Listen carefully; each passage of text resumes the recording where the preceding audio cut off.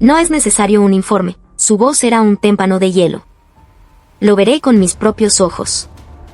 En el corazón de San Borja, en Lima, se alza el cuartel general del ejército, conocido por todos como el Pentagonito. Dentro de sus muros, en la sede de la Dirección de Inteligencia del Ejército, la DINTE, el aire siempre era denso, cargado con el peso de los secretos de la nación. En la cúspide de esa pirámide de poder, la oficina del general de división Javier Montesinos era un santuario de silencio, casi un vacío. A través de los cristales blindados, el paisaje urbano de Lima parecía pacífico, pero la realidad dentro de esas cuatro paredes era un campo de batalla silencioso. Sobre su escritorio de caoba, una pila de informes sobre los movimientos de altos mandos militares esperaba su atención. Javier Montesinos cerró la carpeta y se levantó. Su mirada era tan fría y afilada como el bisturí de un cirujano. Aquel día, dejó el uniforme en el armario. Eligió un suéter de cuello alto negro y un abrigo de lana gris oscuro. Despojado de las medallas y los soles dorados que adornaban su pecho y hombros, parecía simplemente un hombre de mediana edad, de complexión robusta y semblante serio. Sin embargo, el aura de autoridad que emanaba no podía ser ocultada por la ropa de civil. No llamó a su edecán. No necesitaba escolta ni vehículos oficiales. Hoy no era el general de división Javier Montesinos, comandante de la DINTE. Hoy era simplemente Javier, un padre a punto de recoger a su hijo. Era el primer permiso de su hijo, Mateo Montesinos. Javier encendió el motor de su auto personal en el estacionamiento subterráneo. El ronroneo grave del motor V8 cortó el aire frío y húmedo del sótano. Aferrado al volante, respiró hondo. Recordó el día en que su hijo se alistó. Mateo había rechazado con firmeza su oferta de acompañarlo al cuartel, insistiendo en ir con sus amigos. Se había dado la vuelta con una determinación que lo llenó de orgullo y, a la vez, de una punzada de melancolía. Papá, no quiero que nadie sepa que eres general. Quiero hacer mi servicio como un soldado más, como Mateo Montesinos y nada más. Aquellas palabras, tan maduras y firmes, le habían conmovido. Respetó su deseo. Desde el día que Mateo ingresó al servicio, Javier no movió un solo dedo para influir en su destino. No solo se abstuvo de pedir un puesto favorable, sino que ni siquiera preguntó a sus subordinados a qué unidad había sido asignado. Creía que ese era el verdadero honor de un militar y el mayor respeto que podía mostrarle a su hijo. Solo sabía, por una breve llamada de Mateo, que había sido destinado como fusilero a una brigada de infantería de montaña en lo más recóndito de la Sierra del Cusco. El auto dejó atrás el caótico tráfico de Lima, enrumbando por la Panamericana Sur para luego desviarse hacia la carretera que ascendía a los Andes. La jungla de cemento dio paso a los cerros áridos de la costa, y luego, a medida que ganaba altitud, el paisaje se transformaba en el verdor quebrado de la sierra. Las horas pasaban y el sol caía, tiñendo de naranja las cumbres lejanas. El viento helado de la puna, el friaje, golpeaba la carrocería del vehículo. El aire se enrarecía. Javier se miró en el espejo retrovisor. Se preguntó si aún conservaba la expresión severa de comandante. Forzó una sonrisa, pero se sintió torpe, antinatural. ¿Qué sería lo primero que le diría a su hijo? ¿Un simple te he extrañado sería suficiente? ¿O sería mejor llevarlo a comer un contundente adobo cusqueño, de esos que reviven el cuerpo y el alma? Por más racional y calculador que fuera en su profesión, frente a su hijo, era simplemente un padre inexperto. El navegador anunció que había llegado a su destino. Se encontraba frente al portón de una base militar enclavada en un valle remoto, en lo alto de las montañas de Calca. Javier estacionó el auto a unos 100 metros de la garita de control, en un punto ciego para los centinelas. Apagó el motor y esperó, observando la imponente reja de metal. Eran las 8 de la mañana. La hora en que los soldados que salían de permiso comenzarían a aparecer. La reja se abrió con un chirrido metálico. Soldados con sus uniformes impecablemente planchados y sus boinas caladas salieron en grupos de 3 y 5. Sus rostros estallaron en júbilo al respirar el aire de la libertad, gritando y riendo a carcajadas. Javier escrutaba cada rostro, buscando el de su hijo. Estaba seguro de que lo vería aparecer en cualquier momento, con la piel tostada por el sol de la sierra, caminando con el paso firme y orgulloso que lo caracterizaba. Pero algo no estaba bien. Detrás de la oleada de soldados exultantes, una figura se movía con una lentitud agónica, como una sombra desprendida del grupo.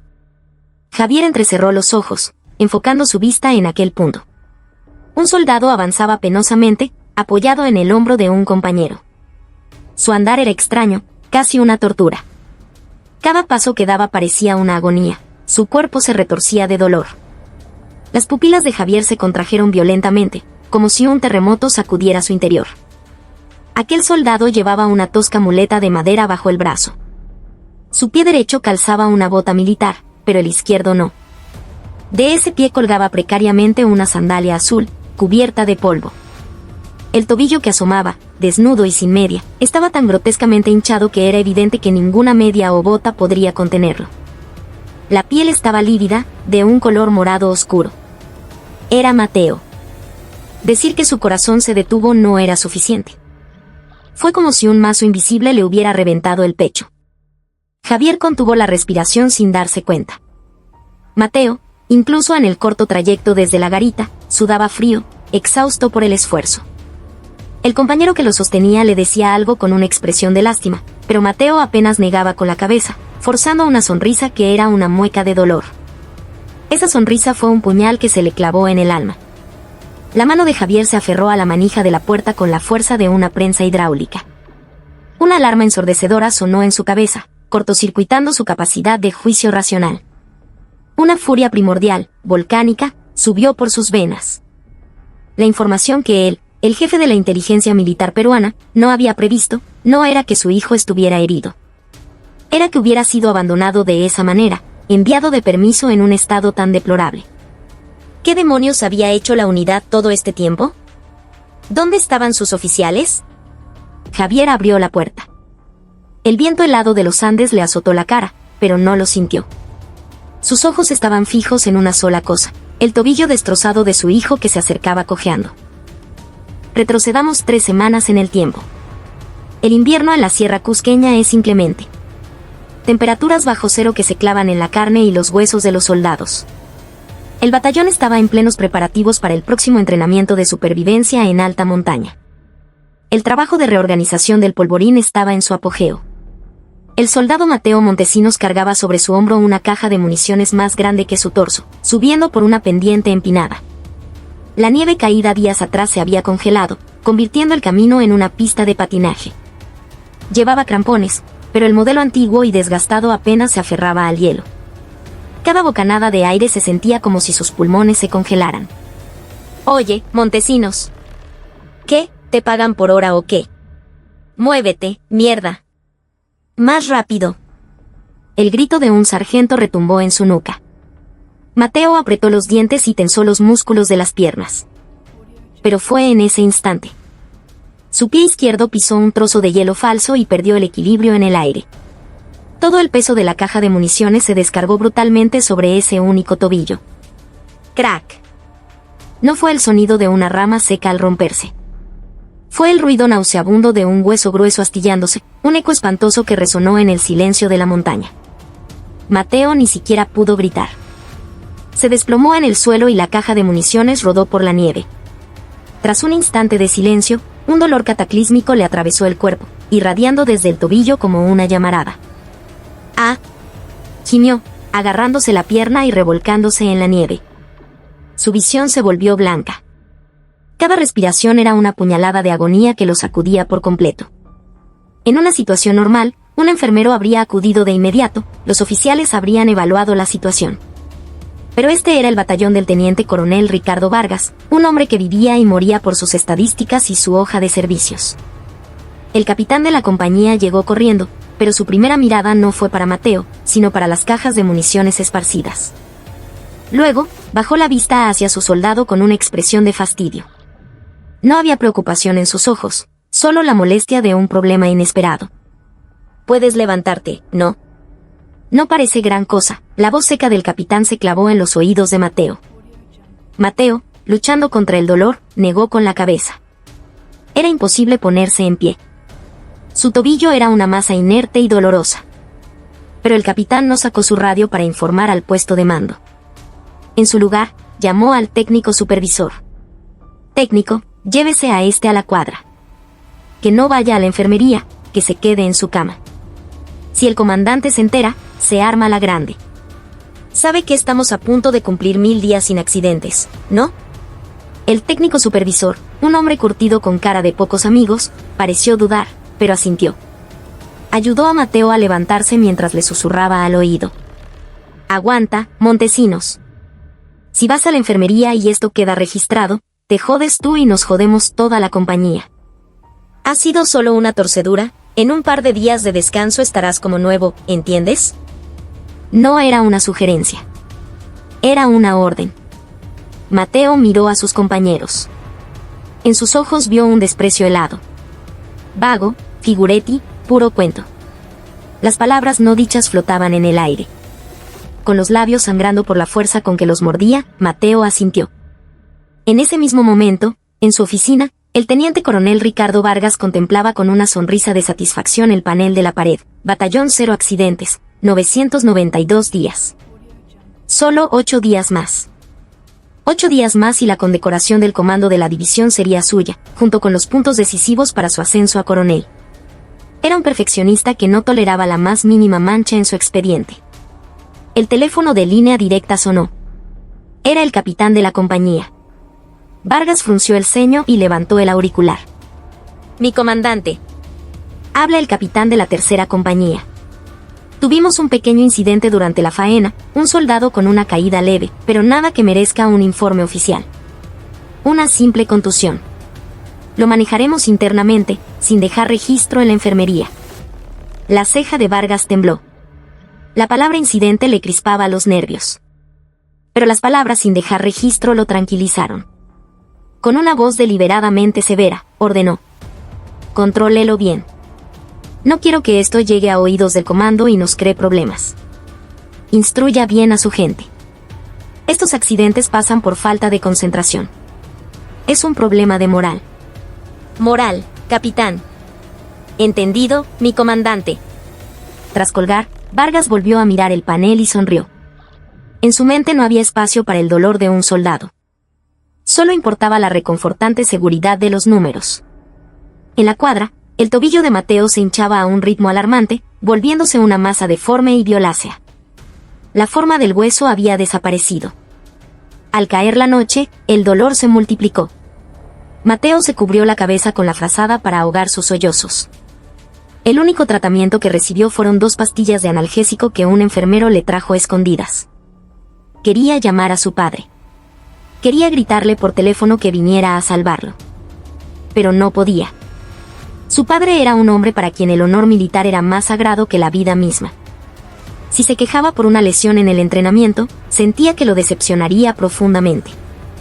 Y, sobre todo, si se descubría que era el hijo de un general, la base se pondría de cabeza y su padre se vería en una posición terriblemente incómoda. Con mano temblorosa, Mateo cogió y soltó su celular varias veces.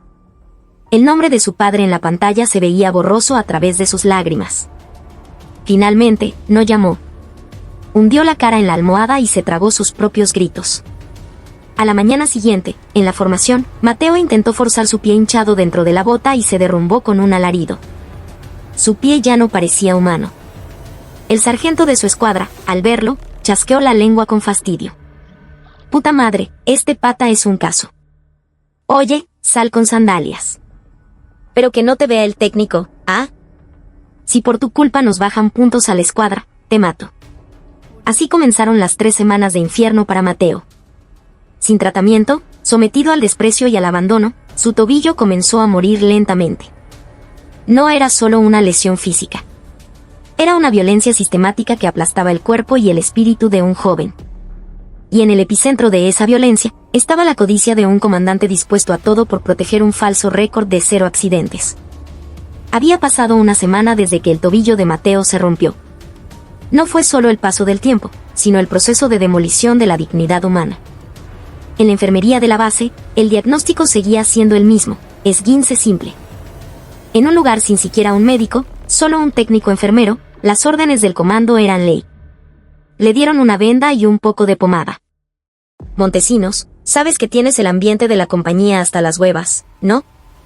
El técnico supervisor lo había llamado a la oficina administrativa. Al entrar cojeando, el técnico le entregó un papel y un lapicero. Era un informe de incidente.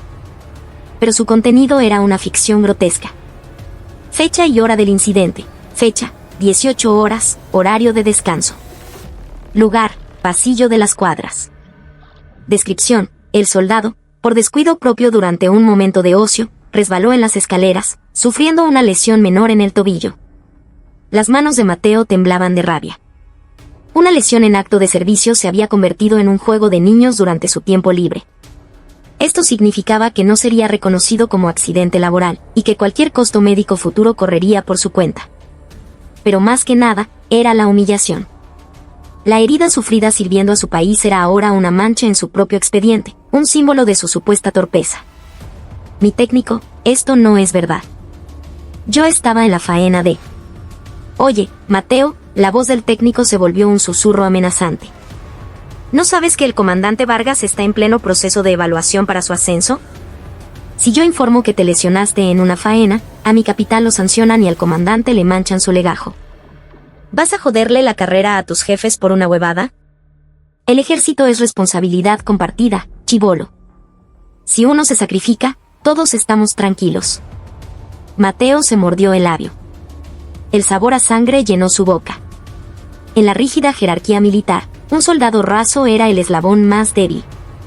No tenía derecho a negarse. Con mano temblorosa, firmó al pie del falso informe. Fue como vender un trozo de su alma. Esa noche, el aire en la cuadra era gélido.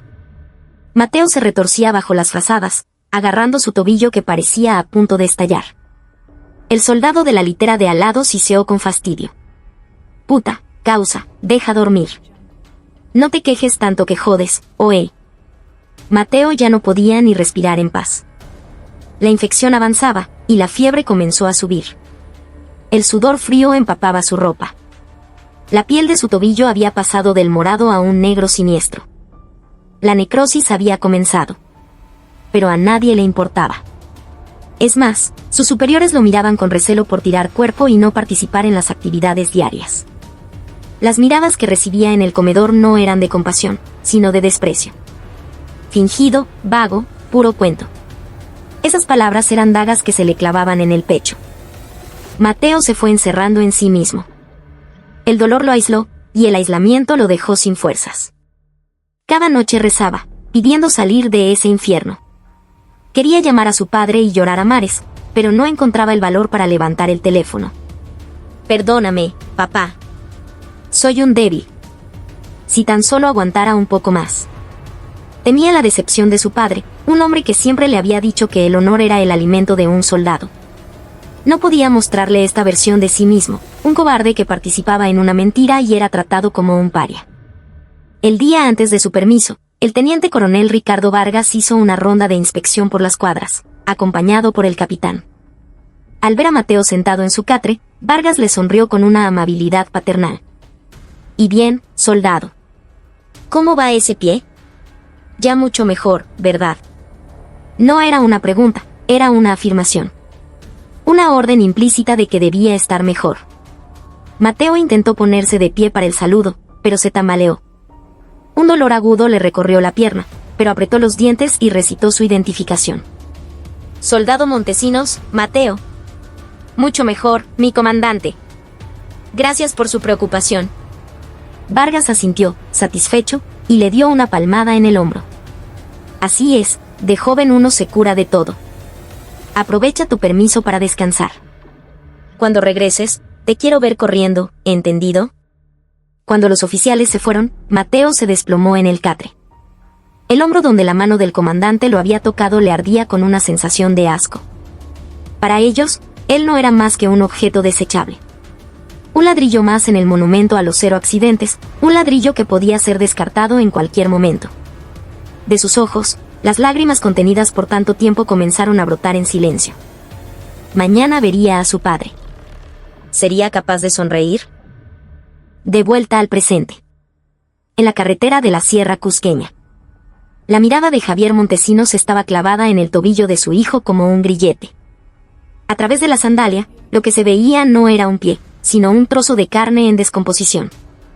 La piel hinchada estaba tan tensa que parecía a punto de reventar, y los dedos tenían un color negruzco. Al ver a su padre, Mateo rompió a llorar, acelerando su paso cojeante. Javier saltó del auto y corrió a sostenerlo. El cuerpo de su hijo ardía, tenía una fiebre altísima. La infección se estaba extendiendo por todo su sistema. «Perdóname, papá. Perdóname», sollozaba Mateo, aferrándose al pecho de su padre como un niño. Javier fue a abrazarlo, pero se detuvo. Sintió la espalda de su hijo, huesuda y frágil. La complexión atlética que tenía antes de alistarse había desaparecido. Solo quedaba un cuerpo tembloroso y consumido. Javier no dijo nada. Sabía que si abría la boca, lo que saldría sería un rugido animal. Subió a su hijo al asiento del copiloto, le abrochó el cinturón y luego tiró la vieja muleta de madera en la maletera como si fuera basura. El mango de la muleta estaba negro y desgastado por la fuerza con que Mateo se había aferrado a ella. Sentado al volante, Javier arrancó el motor. El auto dio una vuelta en U y se alejó de la base a toda velocidad. «Mateo», dijo Javier después de un largo silencio. Su voz era tranquila, pero tenía una dureza mortal. «Dime, ¿cuándo te lesionaste?» Mateo dudó.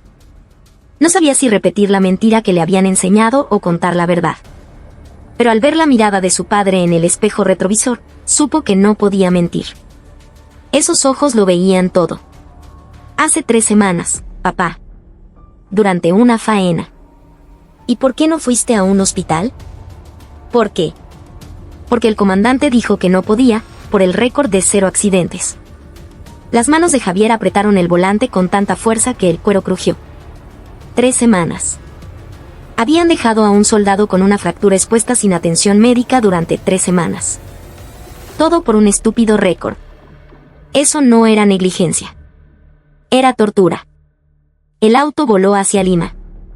Javier no llevó a Mateo al Hospital Militar Central, sino a la sala de emergencias de una clínica privada de primer nivel. Sabía que en el hospital militar los registros y la burocracia retrasarían el tratamiento. Además, necesitaba el informe de un médico civil, un documento objetivo. Sería su munición para la guerra que estaba a punto de empezar. El médico de turno en emergencias examinó el pie de Mateo y gritó, horrorizado: «Por Dios, señor. ¿Cómo han dejado que su hijo llegue a este estado? Tenemos que operarlo de emergencia ahora mismo. Si no, podríamos tener que amputar el tobillo. Tiene una celulitis infecciosa gravísima, sospecho que podría derivar en una septicemia». «¿Amputar? ¿Septicemia?» Cada palabra del médico fue un martillo que destrozó el último vestigio de la compostura de Javier. Observó cómo se llevaban a su hijo en la camilla hacia el quirófano. Justo antes de que la anestesia lo venciera, Mateo murmuró con una voz débil: «Papá, no llames a la base. Me van a castigar». La puerta del quirófano se cerró y la luz roja de operando se encendió. Javier se desplomó en una silla de la sala de espera. Se cubrió el rostro con las manos. Un calor húmedo le quemó los ojos. Él, el general de división Javier Montesinos, el hombre que controlaba toda la inteligencia del ejército, no había sabido nada mientras su propio hijo se consumía en el infierno. La culpa lo ahogaba. Pero el dolor duró solo un instante. Cuando levantó la cabeza, cualquier rastro de emoción había desaparecido de su rostro. Lo único que quedaba era una furia fría, destilada y pura. Sacó de su bolsillo interior su teléfono de trabajo, un dispositivo encriptado. Marcó el número 1 de la marcación rápida, el jefe del Comando de Operaciones de Inteligencia. «Mi general. Habla el coronel a sus órdenes». «Coronel, soy yo. Reúna a todo el personal disponible de inmediato». La voz de Javier era como el hielo. «Quiero al jefe de inspectoría, al jefe de asesoría jurídica y al jefe de la división de contrainteligencia en mi despacho. Les doy 30 minutos. Y quiero que me consiga acceso a toda la información, todos los documentos y todos los reportes de la 5ª Brigada de Infantería de Montaña de los últimos 3 años. Autorizado por mí». Al otro lado de la línea, la confusión era palpable. «Mi general, ¿ha ocurrido algo?»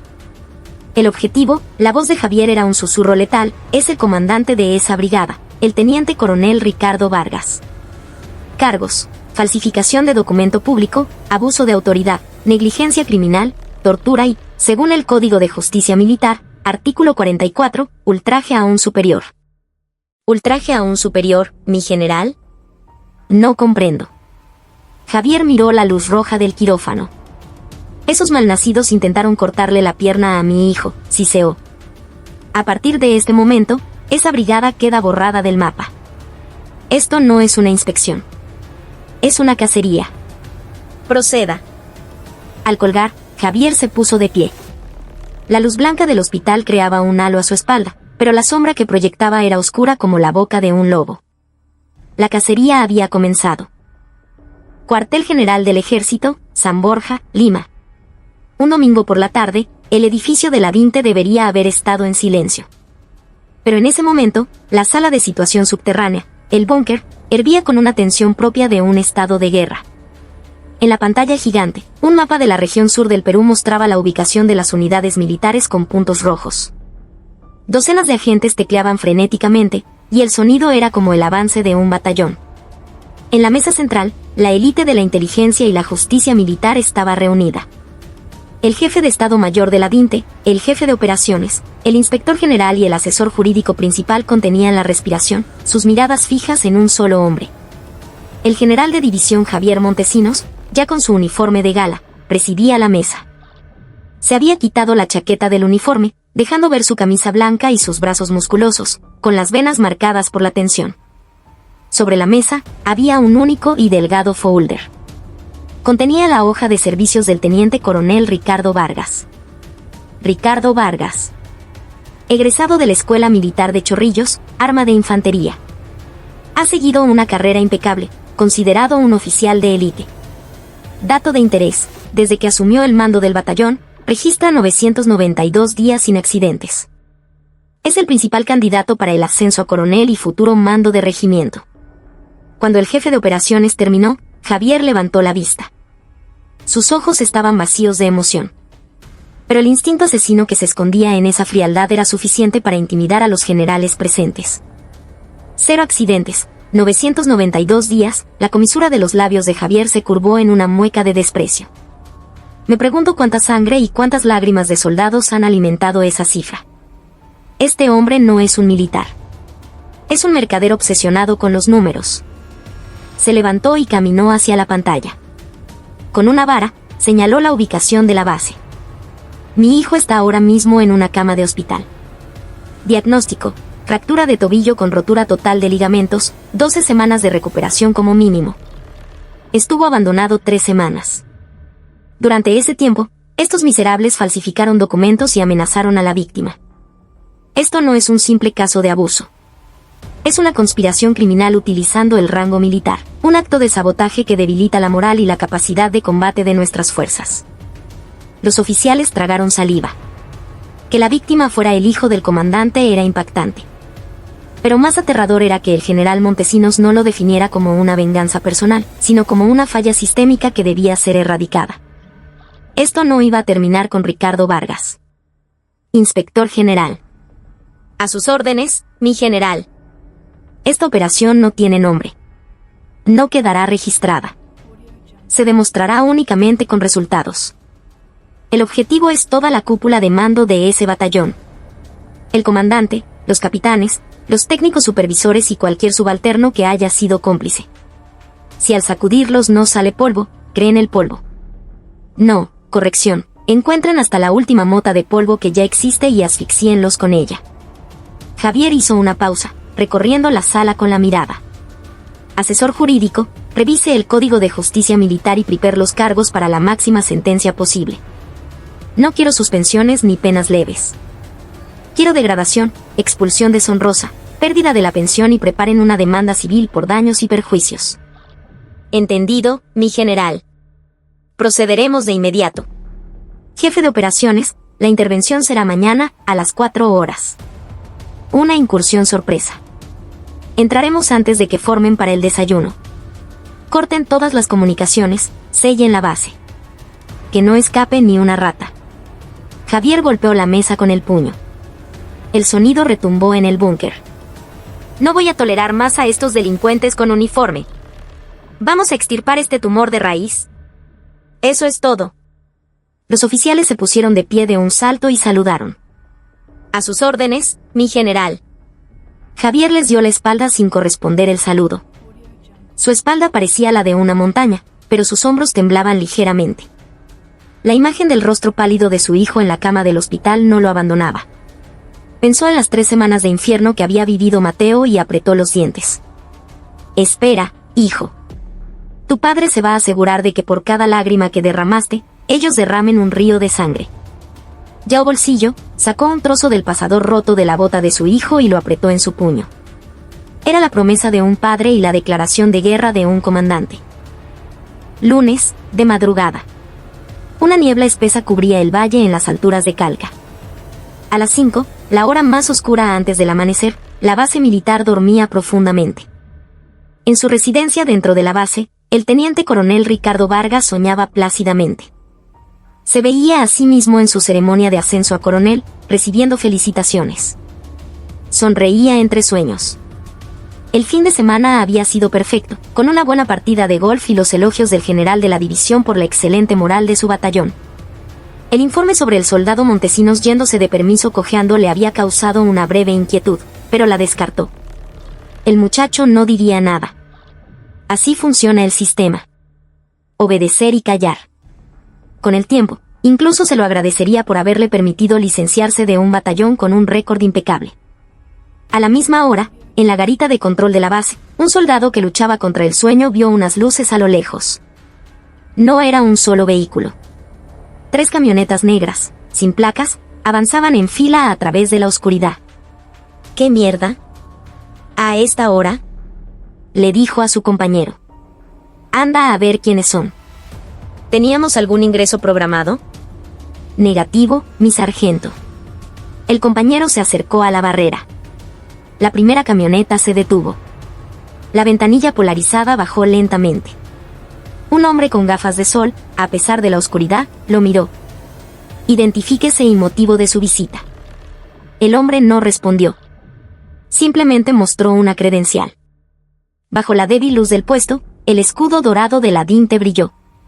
Abra. La orden fue corta, tajante. El soldado se quedó helado. DINTE. El nombre que infundía un terror instintivo en cualquier militar. Retrocedió y le gritó a su sargento. Son de la DINTE.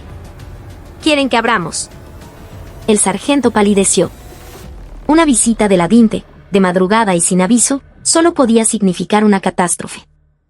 Sin pensar en protocolos, levantaron la barrera a toda prisa. Las camionetas se deslizaron hacia el interior de la base, sus motores sorprendentemente silenciosos.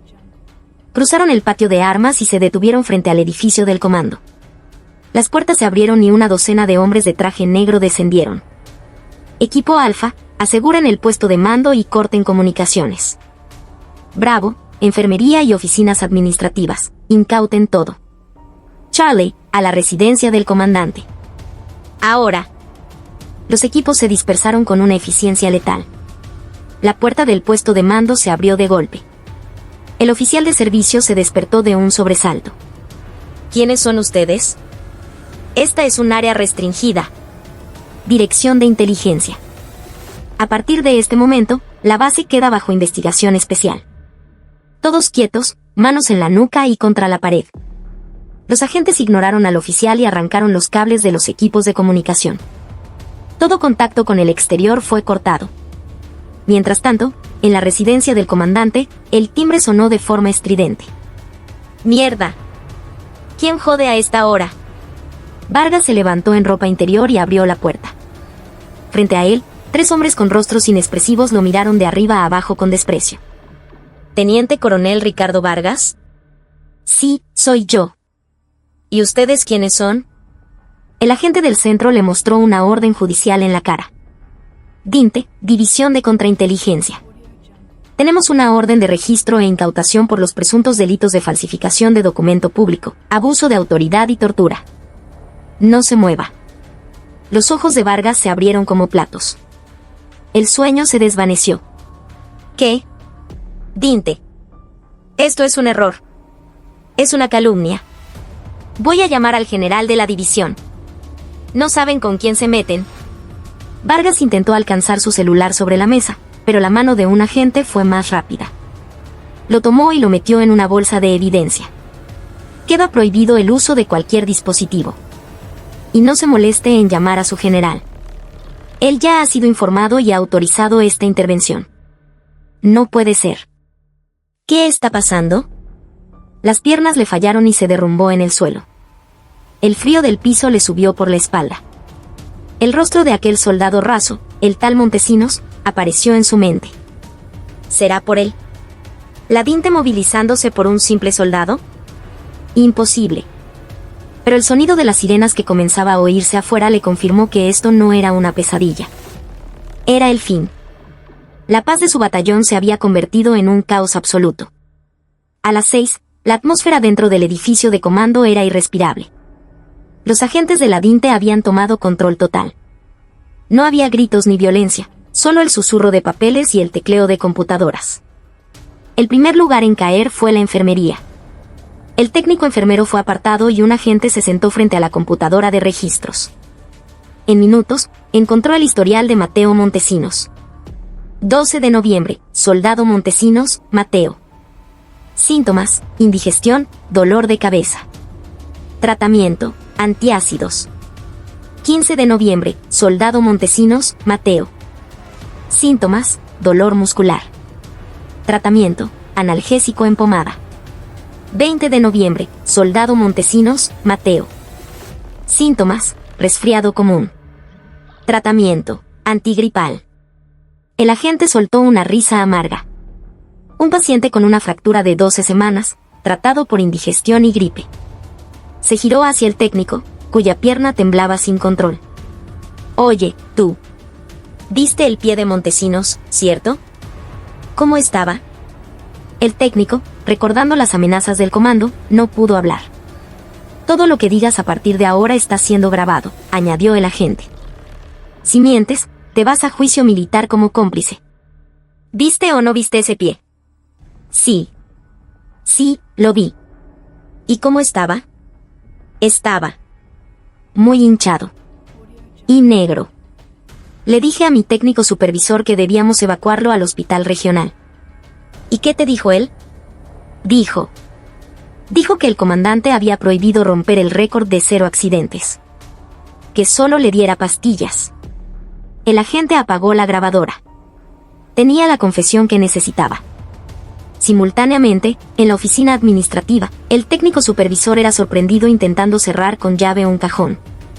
Un agente se lo impidió y lo abrió a la fuerza. Adentro, había un doble registro. El cuaderno de faenas real y una versión oficial para inspecciones. En el real, se leía, 10 de noviembre. Faena en Polvorín. Accidente del SLD. Montesinos. Se cierra el caso internamente sin informe. El técnico se derrumbó.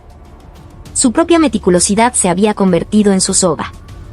En el puesto de mando, la evidencia era aún más condenatoria. Un oficial había intentado formatear el disco duro de las cámaras de seguridad justo antes de la incursión, pero fue detenido. Un técnico forense de la Dinte recuperó los archivos en menos de 5 minutos.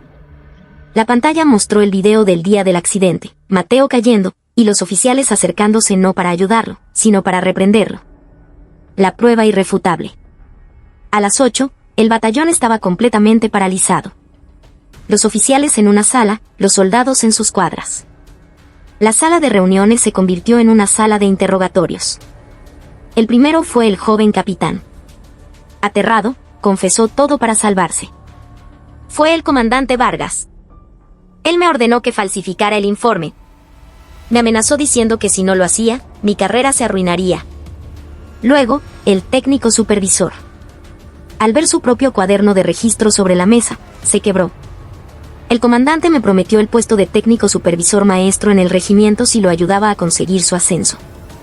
El último fue el sargento que más había hostigado a Mateo. Rompió a llorar. Nos dijeron que era un vago, un simulador. Que fingía para no trabajar. Por eso lo tratamos así. Fue por orden de los superiores. A las 11, el rompecabezas estaba completo. Todas las piezas apuntaban a un solo hombre, Ricardo Vargas. Sus subordinados, para salvar su propio pellejo, lo habían apuñalado por la espalda. El jefe de la operación entró en el despacho del comandante, donde Vargas esperaba, pálido como un muerto. Felicidades, teniente coronel. Ha entrenado muy bien a su gente. Todos, sin excepción, han declarado que siguieron sus órdenes directas. El rostro de Vargas se contrajo. Miserables traidores. No es traición, es instinto de supervivencia. El mismo que usted no tuvo con su soldado. 2 agentes entraron y tomaron a Vargas por los brazos. Teniente Coronel Ricardo Vargas, queda detenido. A los cargos ya mencionados, se suman los de obstrucción a la justicia, coacción y abuso de autoridad. Llévenselo. Mientras era arrastrado por el pasillo, vio los rostros de los soldados que lo miraban desde sus cuadras. Entre ellos, le pareció ver los ojos de Mateo. Aquellos ojos que, a pesar del dolor, le habían dicho gracias por su preocupación. En ese momento, Vargas supo que su carrera, y quizás su vida, habían terminado. La investigación de la DINTE fue quirúrgica. El equipo forense digital no solo recuperó archivos borrados, sino que reconstruyó el historial de modificaciones de cada documento. Descubrieron el informe original del accidente, redactado por un oficial subalterno, que describía la gravedad de la lesión. Y luego, el mismo archivo, modificado horas después desde la computadora del despacho de Vargas, transformando el accidente grave en una lesión menor durante actividad recreativa. La evidencia digital era incontestable. El jefe de contrainteligencia se dirigió a la sala donde retenían a Vargas. Explique esto, dijo, poniendo ambos informes, el original y el falsificado, sobre la mesa. No sé de qué me habla. Debe ser un error de los administrativos. Claro. Por eso tenemos el registro de acceso al servidor con su usuario y contraseña, a la hora exacta de la modificación, desde la dirección IP de la computadora de su despacho. ¿O acaso un fantasma usó su oficina? El rostro de Vargas se volvió ceniciento. Y hay más. El registro de la enfermería. Le recetaron a Montesinos analgésicos de alta potencia, 3 veces al día, durante 3 semanas. ¿Un paciente con una lesión menor necesita esa cantidad de calmantes? Eso prueba que el soldado sufría un dolor extremo y usted lo sabía. Pero aún nos queda un cargo. El que mi general ordenó personalmente, ultraje a un superior. ¿Todavía no entiende de qué se trata? Vargas lo miró, confundido. ¿Ultraje a un superior? Jamás había insultado a un general. Al contrario, era un experto en la adulación. El agente sonrió enigmáticamente. Pronto lo sabrá. El verdadero juez viene en camino. Era casi mediodía. Vargas, encerrado en su despacho, aprovechó un descuido de su guardia para usar un teléfono oculto. Llamó a su contacto en el Estado Mayor de la División, un coronel que era su promoción y su padrino. Mi coronel. Soy Vargas. La DINTE está en mi base. Sáqueme de esta. Al otro lado, hubo un silencio helado. Vargas, ¿todavía no te das cuenta? ¿Sabes quién ordenó esto personalmente? El propio general Montesinos, el comandante general de la DINTE. El aire se le escapó de los pulmones. ¿El jefe de toda la inteligencia? ¿Por qué? ¿Por qué, mi coronel? ¿Estoy metido en algún problema político? La voz de su padrino se volvió un susurro. Idiota. ¿No sabes quién es el soldado al que le destrozaste la pierna? ¿El tal Mateo Montesinos? ¿Ese vago? ¿Qué tiene que ver él? Hubo una risa seca al otro lado de la línea. Maldito imbécil. El padre de ese vago es el general de división Javier Montesinos. Un rayo cayó sobre la cabeza de Vargas. El teléfono se le resbaló de las manos. El mundo se vino abajo. Mateo. Ese muchacho callado y flacucho era el hijo del hombre más temido del ejército. Se arrancó los pelos. ¿Qué había hecho? Había pateado al cachorro de un tigre. No, se había metido voluntariamente en la jaula del tigre y le había rogado que lo devorara. En ese momento, un estruendo creciente sacudió las ventanas. Un helicóptero de combate descendía sobre el patio de armas. En el fuselaje, 3 soles dorados brillaban bajo el sol andino. El helicóptero aterrizó, y de él descendió un hombre. Uniforme de gala, gafas de sol, una vara de mando en la mano. Era Javier Montesinos. Sus ojos, incluso a la distancia, parecían clavarse directamente en él. Los agentes abrieron la puerta de su despacho. Mi comandante, el general ha llegado. Póngase el uniforme y espere. El sonido de las botas de reglamento resonando en el pasillo era la marcha fúnebre de su carrera. La puerta se abrió. El general Montesinos entró, ignorando su saludo tembloroso. Se sentó en la silla de Vargas, en su escritorio, como si fuera un trono. Se quitó los guantes y las gafas. Sus ojos no mostraban ira, sino un vacío glacial. «Siéntate», ordenó. Vargas se desplomó en el sofá. «Me hablaron de lealtad». «¿Dónde pusiste tu lealtad, Vargas? ¿En tus hombres o en tu hoja de servicios?» «Mi general, es un malentendido». «Cierra la boca». Montesinos estrelló el portanombre de Vargas contra el suelo. «No eres un militar. Eres un mercader. Y uno muy malo. Vendiste la salud de un soldado por una estrella en tu hombro». Montesinos le arrojó el diagnóstico de la clínica. «Léelo». En voz alta. Diagnóstico. Fractura de tobillo con necrosis. La voz de Vargas era un hilo tembloroso. El médico dijo que un día más, y habrían tenido que amputar. Que pudo haber muerto de septicemia. ¿Tu ascenso valía la pierna de un hombre, Vargas? ¿Valía su vida? Vargas se arrodilló. «Perdóneme, mi general. Por favor, perdóneme». «Levántate», dijo Montesinos con asco. «Un soldado solo se arrodilla para morir. No seas patético». Arrancó brutalmente las insignias y medallas del uniforme de Vargas. «El Estado te dio este rango para que cuides a tus hombres, para que los alimentes, los cures y mueras por ellos en combate si es necesario. Pero tú intentaste matar a uno de los tuyos en tiempos de paz. Eres peor que el enemigo. Eres un traidor». Montesinos llamó a la puerta. «Policía militar». 2 hombres entraron y esposaron a Vargas. Mientras se lo llevaban gritando, Montesinos se quedó solo en el despacho. Tomó el diagnóstico de su hijo. Una lágrima solitaria cayó sobre la palabra necrosis. Sacó su celular y miró la foto de Mateo, sonriendo, sano, antes de todo aquello. «Perdóname, hijo. Tu padre llegó demasiado tarde». Lloró en silencio por un momento. Luego, se secó las lágrimas, se puso las gafas y el gorro, y su rostro volvió a ser una máscara de acero. Al salir, vio el panel de 0 accidentes, 992 días. De un solo puñetazo, lo hizo añicos. «Empiecen de nuevo», ordenó al vacío. Desde el día 0. La purga en la base fue total. El capitán y el técnico fueron expulsados deshonrosamente. Se abrió una investigación que destapó una red de corrupción y abuso sistemático.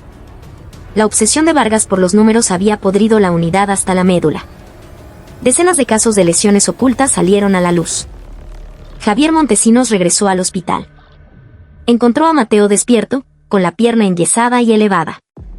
Se sentó a su lado y le tomó la mano. «¿Cómo te sientes, hijo?» «Mejor, papá». Pero la calma se rompió. Una llamada de sus hombres. Vargas había hecho una confesión inesperada. Javier salió al pasillo. «Mi general», Vargas afirma que ya sabía que el soldado Montesinos era su hijo. Javier sintió que el suelo se abría bajo sus pies. Si lo sabía, entonces no fue negligencia. Fue un acto deliberado, un ataque personal. Regresó a la sala de interrogatorios. «Lo sabías, ¿verdad?», le preguntó a Vargas. «Sí, lo sabía desde el primer día. Vi su expediente». «Entonces, ¿por qué? ¿Por qué lo hiciste?». Vargas sonrió, una mueca de locura en su rostro demacrado. Quería probarlo. Quería ver si el hijo del gran general Montesinos, el hombre de los principios de hierro, era igual de fuerte o si correría a llorar a los brazos de su papi. Pero el muchacho era duro. No llamó. Así que quise ver hasta dónde aguantaba. Fue un juego. Javier sintió náuseas. Pero Vargas no había terminado. «Pero esa no es la única razón por la que perdí. Él me descubrió». «¿Descubrirte?». «Vio mi cuaderno de cuentas, mi general. El registro de cómo me robaba el dinero del rancho y los uniformes de los soldados. Por eso, cuando se accidentó, vi la oportunidad. Si lo dejaba lisiado, lo darían de baja o su mente se rompería por el dolor. No podría hablar. Lo usé como rehén para proteger mi corrupción. Javier volvió al hospital, con la mente hecha un torbellino. Entró en la habitación de Mateo. Hijo, Vargas me dijo que viste sus libros. Mateo lo miró, y en sus ojos ya no había un niño, sino un veterano. Sí, papá. Lo vi. Sabía que si lo denunciaba sin pruebas, me destruirían. Así que cuando me accidenté y vi que intentaban ocultarlo, supe qué hacer. La voz de Javier tembló. Soportaste todo eso a propósito. Sí, papá. Mi pierna destrozada era la mejor prueba que podía conseguir. Mientras más sufría, más grande era su crimen, más innegable la evidencia. Yo no era una víctima. Estaba cazando. Mateo sacó de debajo de su almohada una pequeña libreta. Copié los detalles de sus robos. Con esto, y con mi pierna, no podrá escapar. Javier tomó la libreta. Las letras torcidas, escritas en medio de un dolor insoportable, eran el testimonio de la valentía de su hijo. Abrazó a Mateo, esta vez sin contención. Estoy orgulloso de ti, soldado. Eres el hombre más valiente que conozco. Pasó un año. Ricardo Vargas fue condenado a 15 años en una prisión militar. Mateo Montesinos, tras una recuperación exitosa, completó su servicio militar. Se negó a aceptar la baja médica. Un año después del día en que lo recogió destrozado, Javier Montesinos esperaba de nuevo frente a la misma garita. Esta vez, de pie, con su uniforme de gala. La reja se abrió y Mateo salió caminando. Sin muletas, sin cojera evidente. Fuerte, erguido. Se paró frente a su padre y le dedicó el saludo militar más perfecto que Javier había visto jamás. Mi general. Soldado Mateo Montesinos, misión cumplida. Me presento al término de mi servicio. Javier le devolvió el saludo, con los ojos brillantes de orgullo. Misión cumplida, soldado. Bienvenido a casa. Subieron al auto. Ya no el del comandante, sino el del padre. ¿Qué quieres comer, hijo? Un buen caldo de gallina, papá. De esos que reviven a un muerto. Vamos, pues. El auto